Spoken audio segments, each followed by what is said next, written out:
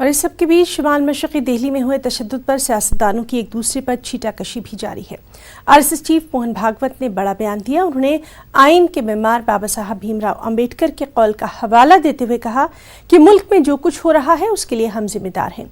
नागपुर में एक प्रोग्राम से खिताब के दौरान मोहन भागवत ने समाजी डिसिप्लिन की अहमियत पर तफसीली रोशनी डाली और कहा कि आज़ादी टिकी रहे, मुल्क का निज़ाम अच्छे से चलता रहे, इसके लिए समाजी डिसिप्लिन बेहद जरूरी है।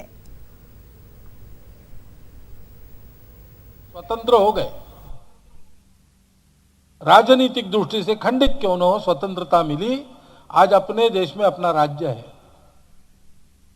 लेकिन यह स्वतंत्रता टिकी रहे और राज्य सुचारू रूप से चलता रहे, वो सत्य हो, इसलिए जो सामाजिक अनुशासन आवश्यक है। और स्वतंत्र भारत का संविधान प्रदान करते समय डॉक्टर अंबेडकर साहब के 2 भाषण संसद में हुए, उनमें उन्होंने जिन बातों को अधोरेखित किया है वो यही बात है।